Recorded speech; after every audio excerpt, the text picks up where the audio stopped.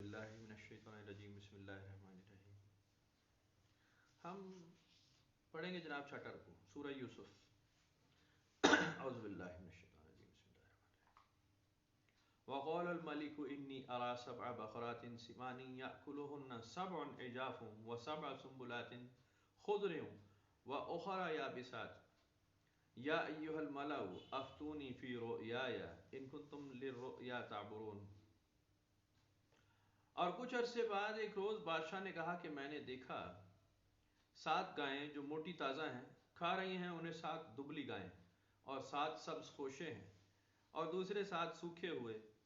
تو اے درباریوں مجھے بتاؤ میرے خواب کی تعبیر اگر تم خوابوں کی تعبیر بتایا کرتے ہو. یہ وہی معاملہ ہے جو ہم پیچھے پہلے ڈسکس کر چکے ہیں کہ حضرت یوسف علیہ السلام کی یاد جب بھول گئی اس قیدی کو جس کو انہوں نے کہا تھا، تو اللہ تعالیٰ نے ایک اور تدبیر پیدا فرمائی کہ جی اب بادشاہ کو قابو کیا جائے تاکہ ایک ایسا خواب دیکھے جس کی تعبیر ہو. اور آئندہ آنے والے دور کی بھی کچھ پیش گوئی ہو گئی.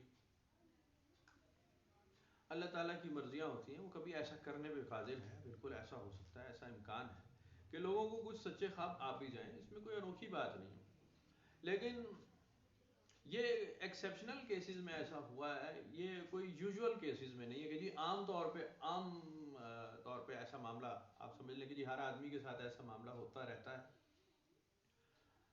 میں اکثر یہ بات عرض کرتا ہوں کہ خوابوں کو بہت زیادہ کوئی اہمیت نہیں دینی چاہیے اپنی زندگی میں. اس سے خاصے مسائل پیدا ہوتے ہیں اور لوگوں کو اس بات سے بھی مسائل پیدا ہوتے ہیں کہ جی آپ خوابوں کے خلاف کیوں بات کر رہے ہیں. میں تو کوئی نہیں، میں آپ کو یہ کہہ رہا ہوں کہ آپ جو باقی ٹائم ہوتا ہے نا جاگنے والا جو کھلی آنکھوں سے کر رہے ہیں وہ اس پہ ذرا زیادہ اہمیت دیتے ہیں. زیادہ اب اس وقت ضرورت اس کی ہے، آپ کم سوئیں، آپ سوئیں ہی نہ.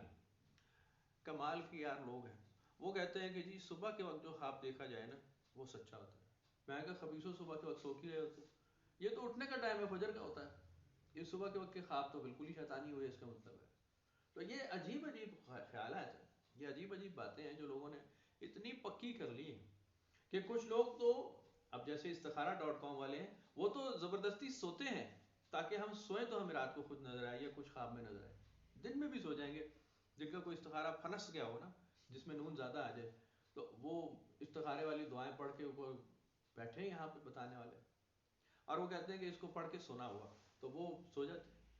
ثواب کماتے ہیں ویسے سونے کا ہے جی، مسلمانوں کو ویسے ہی سونے کا بڑا ثواب ہے. اور یہ سو جاتے ہیں تاکہ ہمیں خواب میں کوئی رؤیا نظر آئے ہے جی، وہ صادق رؤیا نظر آئے سیدھا. اب ہوتا یہ ہے کہ اگر تو فیورٹ کام تھا جو کرنا ہی تھا اس کے خلاف کوئی خواب آ جائے تو اس کی تعبیر الٹی کر دیتے ہیں کہ یار ویکھا تو میں عجیب جائے لیکن اللہ مالک کار ہی لینے کرتے اس کا الٹ ہے. یہ بھی میں نے بالکل آنکھوں دیکھا ہی حال بتایا. وہ تعبیریں پوچھ لیتے ہیں اور کچھ فالیں نکلوا لیتے ہیں اور جب فال آپ کی مرضی کے خلاف نکلا تو کہتے ہیں پھر کرنا ذرا پھر تیسری دفعہ نکل آتے ہیں، ایک دفعہ نہیں 3 دفعہ سنت طریقہ کرتے ہیں، 3 دفعہ ہے جی اتمام میں حجت ہو جائے. وہ ان کو بھی کسی نے بتایا کہ یہ سنت طریقہ. نبی اکرم صلی اللہ علیہ وسلم کی حیات طیبہ میں کوئی ایک ایونٹ بھی ایسا کوئی دور سے بھی ایسا ایونٹ نہیں ہے جہاں پہ آپ نے کوئی ایسے اشارے مانگے ہوں اللہ تعالیٰ سے، ایک بھی کہ جی میں کوئی کچھ پڑھ کے سو جاؤں اور میں رات کو خواب میں دیکھوں گا اور میں صبح اٹھ کے مجھے اس کا رزلٹ نکل آ جائے گا، یا پھر میں ایسے قرآن شریف کھول کے اس میں سے کچھ فائل نکالنے کا ایک نیا طریقہ اخذ کروں. ظلم کی بات تو یہ قرآن شریف سے تو فال سچی نکالتے ہی ہیں لوگ، دیوان غالب سے بھی سچی فال نکال لیتے ہیں. دیوان حافظ تو ہے ہی ہے، فال نامہ دیوان حافظ بہت مشہور ہے، آپ کو پتہ ہی. ہاں یہ تو بس پھر ہم تھوڑا مطلب چھوڑ چکے ہیں نا. انگریزوں کے آنے سے پہلے یہ بڑا رائج تھا جب فارسی پڑھی جاتی تھی. تو دیوان حافظ جو بہت خوبصورت کلام ہے اس کو باقاعدہ اس میں اگر آپ دیوان حافظ آج کل لیں گے نا تو اس میں فال نامے کا طریقہ ہے، فال نکالنے کا طریقہ پہلے لکھا ہوا ہے کہ آپ اس کو کس طرح سے دیوان حافظ سے فال نکالیں گے. وہ جیسے ابھی وہ ایک مووی بھی بنائی تھی نا، پتہ نہیں کیا نام تھا اس کا، وہ اس میں بھی بھائی صاحب جو ہوتے ہیں ان کا ایک بچہ مخنث نکل آتا ہے حکیم صاحب کا. وہ دیوان غالب سے پھر فال نکالتے ہیں ٹھک اور وہ اس میں سے پڑھتے ہیں اور ایسے ایسے کر کے پتہ نہیں کیا وہ گنتی ہوتی ہے اور وہ اس میں آپ ہاتھ رکھیں جس شعر پہ ہاتھ آیا ہے وہ آپ کی تعبیر ہے. اب شعر میں لکھا ہوتا ہے مجھے کیا برا تھا مرنا اگر ایک بار ہوتا، وہ اپنے بچے کو مار ڈالتے ہیں اس بات پر کہ مخنث بچہ ہے اس کو مار ڈالنا ہی ٹھیک ہے، وہ اس کو قتل کر دیتے. تو یہ مطلب مذاق کے علاوہ یہ بالکل رائج ہے. اور یہ رونا اس بات کا کہ جہلاء میں یہ ٹرینڈ کم ہے، پڑھے لکھوں میں یہ ٹرینڈ زیادہ ہے. سو کالڈ یہ فعال نامے تعبیریں اور یہ دیوان حافظ دیوان غالب یہ آپ کو عام کسی ٹٹپوڑیوں کے گھر تو ملے گا نہیں، یہ پڑھی لکھی فیملیز میں ملتا ہے. پڑھے لکھوں کی حرکتیں ہیں یہ، اور وہ سارا معاملہ یہاں ڈال دیتے ہیں. قرآن شریف میں ثابت ہے، قرآن شریف میں ثابت ہے. خواب دیکھتے ہیں اور تعبیریں بتاتے ہیں اور بڑی معتبر ہوتی ہیں، اور اس میں آگے آنے والے وقت کے کچھ اندازے بتائے جاتے ہیں. اللہ تعالیٰ نے جیسا سوچا انسان نے ویسا کر دکھایا. جیسا انسان ارادہ کرتا ہے ویسے اللہ تعالیٰ معاملہ کر دیتا ہے انسان کے ساتھ. نبی اکرم صلی اللہ علیہ وسلم کے بعثت کے بعد ہمیشہ جب بھی آپ سیرت طیبہ پڑھیں گے اور حالات واقعات دیکھیں قرآن شریف سے بالکل بالکل میل کھاتے ہوئے آپ کو پتہ چلے گا کہ جی بالکل بلائنڈ چلا گیا ہے. بلائنڈ آئندہ آنے والے کسی نتیجے کا کچھ نہیں پتا. نبی اکرم صلی اللہ علیہ وسلم کو پتہ چل جاتا ہے کہ جی اب مجھے قتل کیا جانا ہے مکہ شریف میں، اور لوگ پیچھے پڑ گئے، اور آپ رات کے اندھیرے میں نکلتے ہیں، آپ کو کچھ پتہ نہیں ہوتا کہ جی آگے کیا ہونے والا ہے. بالکل بلائنڈلی اللہ تعالیٰ کے حکم کے مطابق آپ چل پڑتے ہیں سیدنا ابوبکر صدیق کے ساتھ کہ جی کچھ معاملہ ہو. اور جب پتہ چلتا ہے تو پھر کچھ پلان کیا جاتا ہے کہ جی ہم نے مدینہ شریف کی طرف نہیں غار ثور کی طرف پناہ لینی ہے ایٹ دی اسپاٹ. اور بے حساب میں کتنا بتاؤں آپ کو کہ آپ خود پڑھتے جائیں گے آپ کو پتہ چلے گا کہ جی اس میں کچھ بھی بیفور ٹائم معلومات حاصل کرنے کا کوئی طریقہ نہیں اختیار کیا گیا کہ جی ہم کیا ہمارے ساتھ کیا ہونے والا ہے. اللہ تعالیٰ نے قرآن شریف میں نازل کیا کہ تم فلاں کام کرو گے اور فلاں ہم نتیجہ تمہیں دینے والے ہیں تمہارے مضبوط ارادوں کے سبب. مضبوط ارادوں کے سبب تم کھڑے ہوگے تو ہم تمہیں جنگ میں فتح دیں گے. تم کہو کہ نہیں جی فتح لکھی گئی ہے اب ہم لیٹ جائیں گے، تو پھر کوئی فتح نہیں ہے. بالکل ایسے ہی غزوہ احد میں ہوا.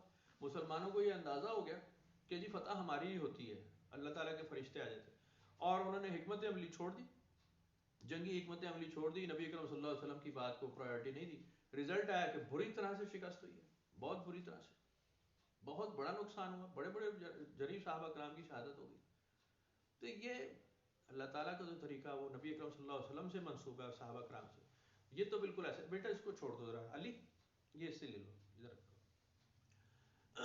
منسوب ایسا ہی ہے کہ آپ پریکٹیکلی اپنی زندگی میں عملی زندگی کو اپنا نمونہ اور حصہ بنائیں گے. کسی خواب پر نہیں چلتے، کسی تعبیروں کی طرف نہیں بھاگتے، آپ کچھ نہیں کرتے.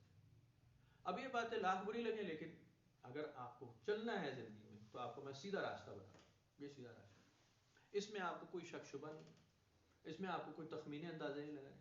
الا اتباع الظن جو اللہ تعالیٰ نے بہت ہی ڈیگریڈ کر کے لکھا ہے قرآن شریف میں. اندازے تخمینے مت لگاؤ، مطلب یہ جوہلا لگاتے ہیں میری تدبیر کے اوپر یا میرے حکمت کے اوپر یا میرے آنے والے وقت کے اوپر تم کوئی اندازے مت لگاؤ. کیا کر لو گے جان کے؟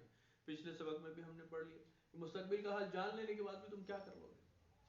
ہاں اس سبق میں بالکل ایسا ہے کہ اس میں حکمت عملی بنائی گئی اور یہ بالکل ایکسیپشنل کیس ہے، بالکل ایکسیپشنل ہے کہ جناب بادشاہ وقت کا دیکھتا ہے کہ میرے سامنے 7 موٹی گائیں ہیں اور ان کو 7 کمزور گائیں کھا رہی ہیں، یعنی 7 سال خوشحالی کے اور 7 سال تنگ دستی کے، اور 7 سرسبز خوشے ہیں اور دوسرے 7 سرسبز جو خوشے ہیں وہ سوکھے ہوئے ہیں. یہ ایسے چلاک تھے کہ انہوں نے کہا بادشاہ کو اگر ہم کوئی پریشان خواب کی تعبیر بتائیں گے تو ہو سکتا ہے یہ تپ جائے اور ہماری گردن اڑا دے. تو انہوں نے بہانہ بنایا کہ جی ہم تو اچھے اچھے خوابوں کی تعبیر بتا سکتے ہیں. بادشاہ خواب میں جس دن پھول دیکھے ہوئے کہیں گے جی آپ کے دربار میں ایک حرم میں ایک نئی ملکہ آنے والی ہے اعلیٰ نسل کی، یہ بتا سکتے ہیں. بادشاہ خوش ہو ہیں جی موتیوں کی بارش کرے. لیکن اگر ہم نے بتایا کہ بادشاہ صاحب آپ کی تو جھڈی ہونے والی ہے تو بادشاہ تو تپ جائے گا بھائی، ہے جی تپ جائے گا اور پھر ٹھس کرے گا، کام خراب کرے گا.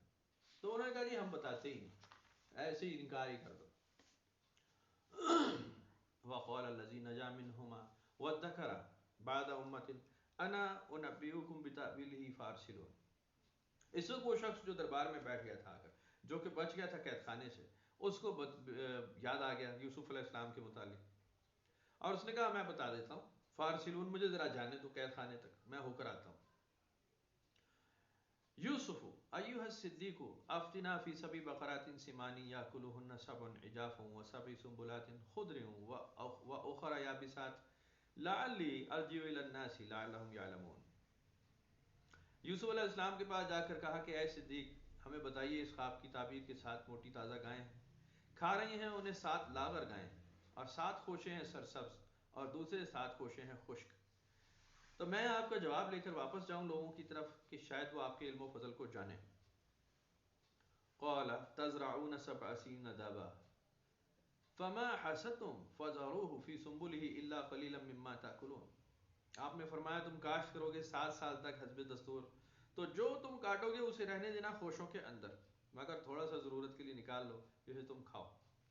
اس کے اندر ہاتھ کو سنبھال کر چلنے کی بڑی ترغیب ہے، اور اس کے اندر آپ کی فصل کو پریزرو کرنے کی ترغیب ہے کہ جی آپ محفوظ رکھیں گے، خوشوں سے الگ نہ کریں، دانے کو اسی میں لگا رہنے دیں تو یہ 7 سال نکال لے گا، محفوظ ہو جائے گا. ثم یاتی من بعد ذلك سبع شداد یاکلن ما قدمتم لهن الا قلیلا مما تحسنون. پھر آئیں گے اس خوشحالی کے بعد 7 سال جو بہت سخت ہوں گے، وہ کھا جائیں گے وہ ذخیرہ جو تم نے جمع کر رکھا ہوگا، مگر تھوڑا سا جو محفوظ کر لو گے وہی تمہارے کام آئے گا. ثم یاتی من بعد ذلك عام فیہ یغاث الناس وفیہ یعصرون. اس کے بعد 1 سال ایسا آئے گا جس میں بارشیں ہوں گی، لوگ پھلوں کا رس نچوڑیں گے، یعنی قحط سالی کا خاتمہ ہوگا. ایسا ہوگا، بالکل ایسا اللہ تعالیٰ کی حکمتیں. میں پھر وہی عرض کرتا ہوں کہ حضور سیدنا یوسف علیہ السلام کی برتری ثابت کرنے کے لیے بہت سارا معاملہ ہوا ہے. قرآن شریف میں اس کو بالکل ایسے ہی اور جگہ بیان کیا اللہ تعالیٰ نے. آدم علیہ السلام کی برتری ثابت کرنی تھی تو آدم علیہ السلام کو پہلے سے اللہ تعالیٰ نے وہ کلمات سکھا دیے جو فرشتوں کو نہیں سکھائے، چیزوں کے علوم سکھا دیے، چیزوں کے نام بتا دیے. فرشتوں سے پوچھا تم بتاؤ، فرشتوں نے کہا ہم جانتے نہیں، لا علم لنا الا ما علمتنا. آدم علیہ السلام سے پوچھا، انہوں نے فٹ بتا دیے. برتری ظاہر کرنے کے لیے، ثابت کرنے کے لیے اللہ تعالیٰ اسباب پیدا فرما دیتا ہے اپنے انبیاء علیہ الصلوۃ والسلام کے لیے، جو اس کے مخصوص برگزیدہ ہوتے ہیں، جن سے کوئی بڑے کام لینے ہیں، ان کے ساتھ ایسے معاملات بالکل ہوتے ہیں. ہاں ضرور وہ بے شک کسی اور سے معاملات لیتا ہو اور کام لیتا ہو، کسی کی برتری کسی پہ ثابت کرتا ہو، یقیناً کرے جس کے لیے جیسی مرضی ہو. وہ تو لوگوں کے لیے بھی قرآن شریف میں جیسے لکھا ہے کہ وہ تو لوگوں کو زیادتی کی طرف بھی حد سے بڑھنے دیتا ہے، زیادتی کے معاملات میں، تاکہ اتمام حجت ہو جائے، لوگوں کو پتہ چل جائے کہ جی یہ قابل تعزیر ہو چکا، اس پہ تو عذاب آئے، اس کو تو پکڑا ہی جائے. ایسا بھی ہوتا ہے. اللہ تعالیٰ سبب پیدا فرما دیتا ہے اچھائی کے لیے بھی اور برائی کے لیے بھی، کوئی انوکھی بات نہیں ہے. لیکن اس کو فارمولے بنا لینا پھر وہی بات ہے کہ نبی اکرم صلی اللہ علیہ وسلم کی ذاتی سنت سے اس کے معاملات کوئی نہیں ملتے آپ کو، دور دور تک کہیں نہیں ملتے. تو اس سے پرہیز کرنا چاہیے کہ یہ زندگی کے کلیے بنا لیں اور زندگی میں خوابوں کی طرف ہی سوچ پیدا کر لیں، اور پھر خواب ہی دیکھتی رہی یہ قوم ہے. ایک خواب دیکھا اور ہم نے اس کو بہت پڑھا اور بہت اچھا کیا، تو ہم نے ایسے ہی دیکھا کہ ہم نے شاید یہی سمجھا ہے اس بات کو. علامہ اقبال نے خواب دیکھا نا پاکستان کا خواب، تو شاید ان کو ہم نے یہی کہا کہ انہوں نے یار پتر میں راتی بڑا یہاں کم تپیا دیکھا. ہاں جی کیا ہے جناب، پاکستان بن گیا جی. لاہوری چچی آئے آل انڈیا ریڈیو سے آگے ہوئے ریڈیو پاکستان ہے. کیا انہوں نے ہی خواب دیکھا؟ ایک تمثیلی بات تھی، وہ تمثیلی باتیں کرتے تھے، بڑے اعلیٰ قسم کے شاعر تھے. انہوں نے کہا میرا ایک خواب ہے کہ ایسا ایک مملکت ہو جس میں اسلام کو رائج کیا جائے، جس میں مسلمانوں کا حکومت ہو، جس میں مسلمانوں کو ایک آزادانہ ایک طریقہ کار مل جائے، ہم اسلامی رسومات کھلا کے کریں اور دوسروں کی رہنمائی کریں، مسلمان ممالک کے لیے مدد کر سکتے ہوں، ہم ٹیکنالوجیز استعمال کریں. یہ بہت پڑھے لکھے آدمی تھے، باہر دنیا کی ٹیکنیکس دیکھ چکے تھے کہ علم و فضل ایک ایسی چیز ہے کہ اس کے ساتھ ہی آپ آگے چل سکتے ہیں. دین بھی آپ کو یہی کہہ رہا ہے. تو وہ ہم نے علامہ اقبال نے خواب دیکھا اور ہمارے ذہن میں فوراً آیا کہ علامہ اقبال، ہم نے بنائی بھی تصویر ایسے، ایک کیا اور یہ کر لیا، یہ وہ سوئے یہ خواب دیکھ رہے پاکستان کا. ایسی قوم ہے اسی کام پہ لگی، عجیب لوگ ہیں، یہ تصویر کشی کرتے ہیں. وہ تو خیر علامہ اقبال تھے بیچارے، ہم نے تو کس کی تصویر کشی نہیں کی ہے. کچھ نے تصویر کشی میں تھوڑا آگے بڑھ گئے، انہوں نے بت بنا لیے، انہیں ہم نے برا کہا، لیکن تصویر کشی کی ہم نے بھی پوری ہے، بس بت بنانے باقی ہیں. ہاں آپ اپنی زندگی کے عقائد دیکھ لیں دائیں بائیں، آپ کو پتہ چلے گا تصویریں تو ہمارے پاس بھی پوری ہیں، بس ہم اس کو ذرا ڈرائنگ کرتے وقت یا اسکلپچر بناتے وقت تھوڑا سا ہاتھ روک رہے ہیں، باقی کام ہمارا پورا ہے. تو انسان کو کبھی بھی ان چیزوں کی طرف نہیں جانا چاہیے، خاص طور پہ جو لوگ پریکٹیکل لائف میں نہیں جاتے، ان کے ہاتھوں میں مضبوطی نہیں ہے، ان کے ہاتھوں میں دم نہیں ہے، وہ ان کاموں کی طرف زیادہ جاتے ہیں اور پھر وہ اسی چکر میں رہتے ہیں، اور پھر ان کے خواب آتے رہتے ہیں، ڈیلی آتے رہتے ہیں ان کو، اور ان کے معاملات سچے بھی ہوتے ہیں۔ آپ جس معاملے میں آگے بڑھیں گے، امپروو کریں گے، وہ آپ کا بڑھ جائے گا۔ میں یہ عرض کر رہا ہوں کہ اگر آپ اسی پہ لگ جائیں گے اور قوم اسی پہ لگ جائے گی تو رزلٹ کیا آئے گا، نتیجہ کیا آئے گا؟ اس کے نتیجے یہ آئیں گے کہ جیسے وہ مرکز قومی بچت شروع ہوا تھا نا، مرکز قومی بچت یاد ہے آپ کو؟ ابھی بھی چل رہا ہے۔ وہ ₹1,00,000 جمع کراؤ تو ₹1,000 دیتے تھے، لوگوں نے اس وقت ₹1,000 بہت پیسے ہوتے تھے، کئی ₹1,00,000 سیف بھی ہے، ₹1,000 آپ گھر بیٹھ کے کھا بھی لیں۔ تو وہ ریٹائرڈ آدمی جو تھا اس نے اپنے پینشن کے پیسے وہاں جمع کرانا مناسب سمجھا کہ ٹھیک ہے۔ وہ کچھ کو لگے بھی، چھکے بھی لگے، جیسے یہ چکا زرداری آیا تھا پہلے، اس نے خوب چکا لگایا، کوآپریٹو سوسائٹیاں وہ بنائی، یاد ہے نا آپ کو؟ کیا بات ہے، مزہ ہے، پیسہ ویسا لے کے لوگ کھا گئے، بیڑا غرق ہو گیا۔ بہرحال اب اس میں ہوتا ہی ہے کہ اگر آپ پیسے ہر آدمی جمع کرا دے، مرکز قومی بچت میں سیونگ، نیشنل سیونگز کر دی، آپ نے پیسے جمع کرا دیے، ₹1,000 لاکھ پہ کھا رہے ہیں، پوری قوم ہی ایسا کر لے، آپ کا سرکل ختم، پیسے کا فلو ختم، کیش ٹرانزیکشن ہی نہیں ہو رہی، آپ بیٹھے ہیں گھر بیٹھ کے، آپ کو بس کیش آ رہا ہے اور آپ کو کھا رہے ہیں۔ اور یہی ہوا، اب تو ₹1,000 چلو آپ ہی جائے، 1,000 بھی نہیں دے رہے، اب تو کاٹ کے سود یا وہ ٹیکس کاٹ کے دے رہے ہیں، وہ سود پہ بھی ٹیکس ہے۔ اب اس میں کیا ہے کہ آپ ₹1,000 لے بھی لیں تو آپ کو کیا ملتا ہے اس میں؟ 5 کلو چینی ہے جی، 1.5 کلو تیل، 1.5 کلو گھی پہ رہ گئے، ختم۔ اب یہ تھوڑی ہے کہ جی ₹1,000 میں آپ گروسری لا رہے ہیں، بات ختم ہو گئی ہے۔ بہرحال انسان کے ساتھ ایسا ہی ہوتا ہے، جب اس کو اچھی طرح تکیہ کرانے کی عادت ڈال دیتے ہیں نا، پھر اس کے بعد اثرات نظر آتے ہیں۔ شراب پی لیں آپ، شراب پی کے بڑا چسکا آئے گا، بڑا مزہ آئے گا، بڑا سرور، وہ سر تو بعد میں گھومے گا، الٹیاں تو بعد میں لگیں گی، دماغ تو بعد میں خراب ہوگا، نالے میں جو پڑے ہوئے آپ ہوش میں آئیں گے، پتہ لگے گا میں نالے میں پڑا ہوں، یہ تو بعد میں ہوگا۔ خواب میں تو آپ دیکھ رہے ہوں گے کہ حور و غلمان نے مجھے اپنے جلو میں لیا ہوا ہے اور میں ان کی گود میں پڑا ہوں اور میرے نیچے نہریں بہ رہی ہیں۔ اب آپ جب اٹھیں گے تو پتہ چلے گا کہ ہو کیا رہا تھا۔ وہ رطوبت ساری جب اندر گئی ہوگی نا نالے کی بھی، کہیں گے یہ سرور اس کا تھا۔ یہ بعد میں آنکھیں کھلتی ہیں۔ تو اللہ تعالیٰ نے تو بڑا اس کی تنبیہ کی ہے کہ جی تم تخمینے، اندازے اور مستقبل کے حال جاننے، اور اس میں اور احادیث ہیں، یہ سارا منع کر دیا گیا۔ ابھی کل ہی بچے حدیث پڑھ رہے تھے وہ اسکول والے، کہ اگر کسی نے کسی نجومی سے کچھ مشاورت کی ہے تو 30 دن غالباً یا 3 دن کے اس کی جو ہے وہ نیکیاں ضائع کر دی جاتی ہیں۔ بڑے سخت احکامات نبی اکرم صلی اللہ علیہ وسلم نے کیے ہیں کہ یہ نجوم کی طرف مت جاؤ، مستقبل کے حال جاننے پر مت جاؤ، یہ ہر چیز کو ڈیموٹ، ہر سٹیج پہ نبی اکرم صلی اللہ علیہ وسلم نے ہمیشہ ڈیموٹ کیا مستقبل کے حال جاننے سے۔ اب اس کے اوپر بے حساب، میں مانتا ہوں، ابھی مان لیتا ہوں، بعد میں جو ماننا ہے کہ اس پہ آپ کو بے شمار روایت مل جائے گی کہ جی یہ بات آدمی نے فضول کی ہے، بکواس ہے، اور نبی اکرم صلی اللہ علیہ وسلم سے ثابت ہے کہ وہ خوابوں کی تعبیر بتایا کرتے تھے، اور فلاں صحابی آئے انہوں نے خواب دیکھا اور نبی اکرم نے تعبیر بتائی۔ تو میں بالکل انکاری نہیں ہے بھائی، آپ وہ مان لیں، آپ وہ مان لیں۔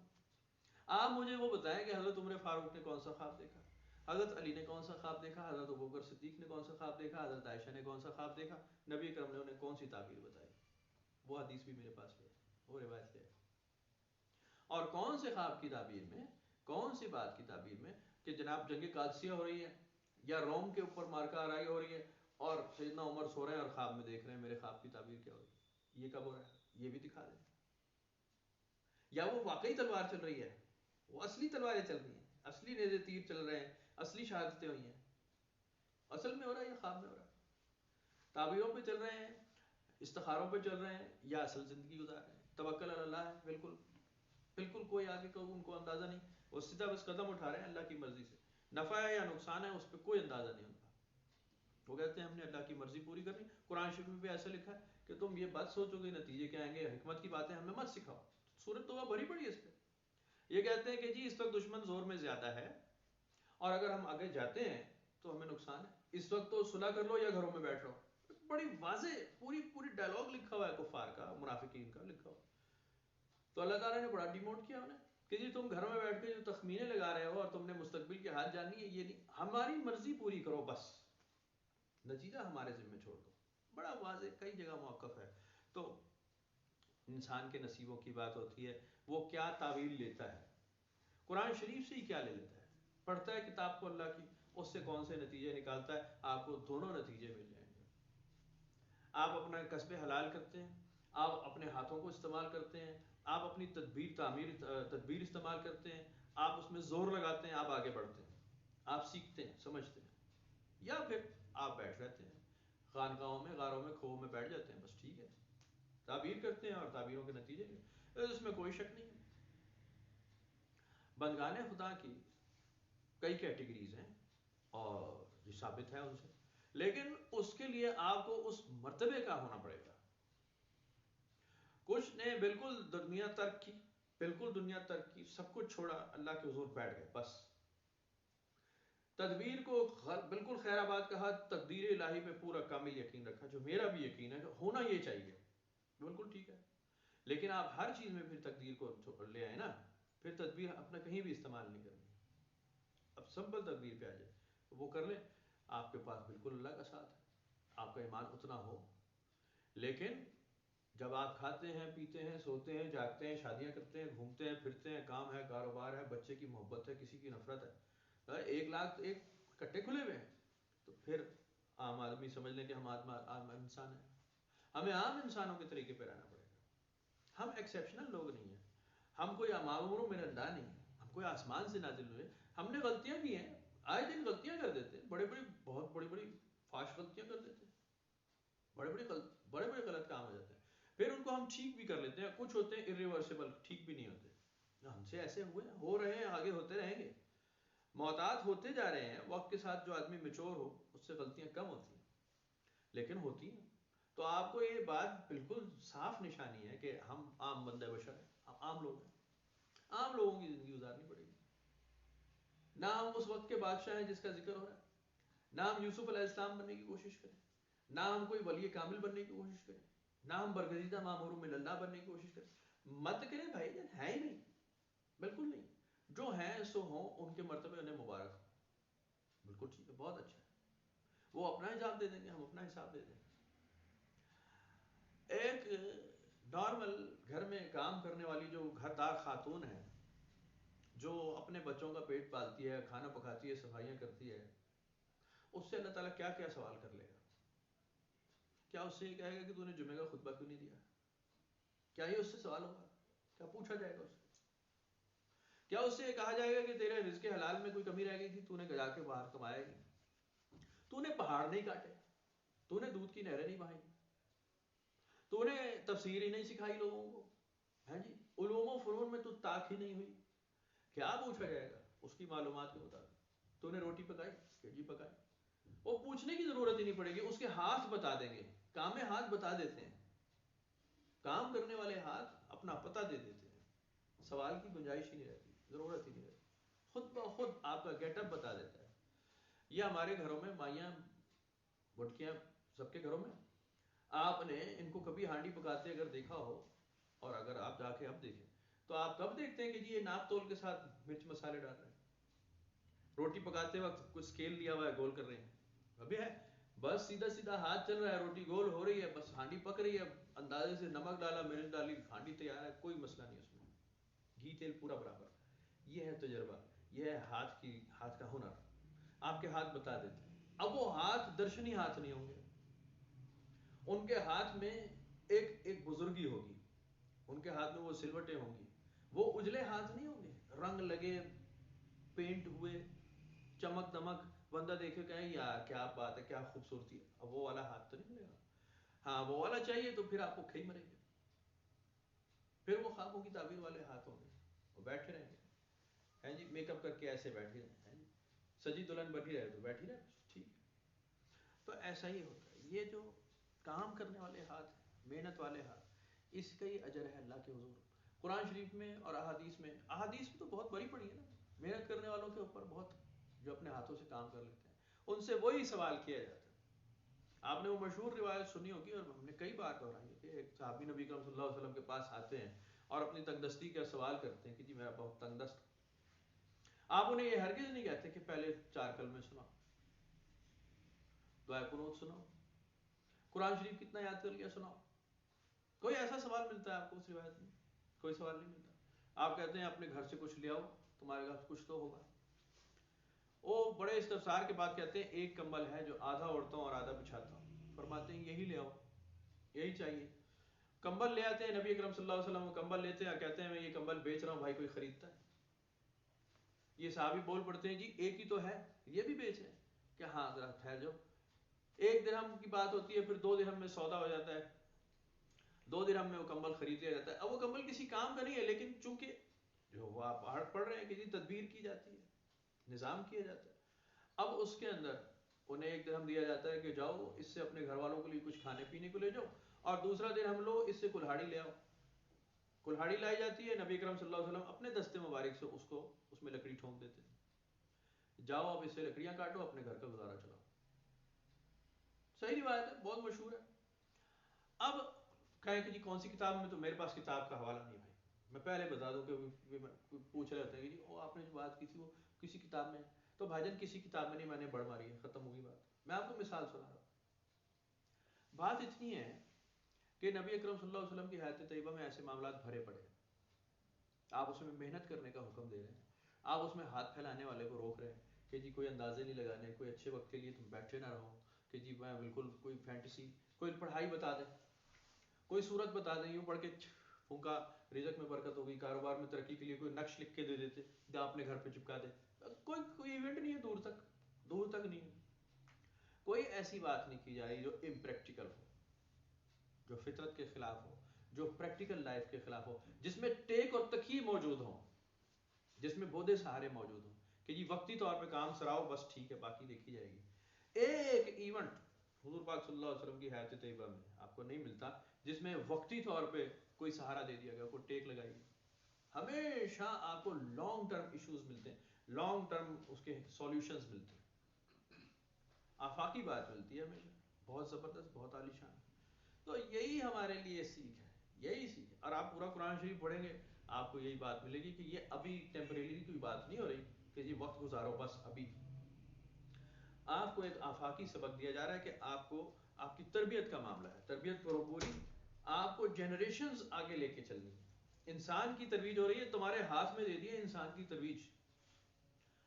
میں پہلے بھی عرض کر چکا ہوں محفلوں میں کہ نبی اکرم صلی اللہ علیہ وسلم کا جب دور آتا ہے تو یہ کوئی پریمیٹیو دور نہیں ہے, لکڑ پتھر کا دور نہیں ہے کہ جی لوگ ابھی جناب لکھنا پڑھنا نہیں جانتے اور زبانیں ایجاد نہیں ہوئی, یہ پرانی ایجاد ہو چکی ہیں. نبی اکرم صلی اللہ علیہ وسلم کے دور میں بڑے عالم فاضل لوگ بولے سے آلریڈی موجود ہیں, اور آپ اس وقت سکھا رہے ہیں ایک پریکٹیکل لائف کہ اب انسان کی جو ترویج ہے, جو پالش ہوگا وہ تم لوگوں کی, تمہاری قوم کے ہاتھ میں. بنی اسماعیل تمہارے پاس ہے, لیلاف قریش کی بات ہوتی ہے. نبی اکرم صلی اللہ علیہ وسلم کو اپنا قرآن شریف میں بیان ہو جاتا ہے حضرت ابراہیم علیہ السلام کا, حضرت اسماعیل علیہ السلام کا, کہ جب یہ بنیادیں اٹھا رہے تھے تم دیکھ نہیں رہے تھے, انہوں نے دعا کی تھی, ہم تمہیں اس کا حوالہ دے رہے ہیں. مکہ مکرمہ میں سیدھا لکھا ہوا ہے کہ جی اس سرزمین پہ جو قوم آتی ہے ہم اس کو تفویض کر رہے ہیں کہ اب انسان کو پالش کرو, اور اس میں پریکٹیکل لائف ہوتی ہے. تو اذان ہو گئی, پھر بات کرتے ہیں.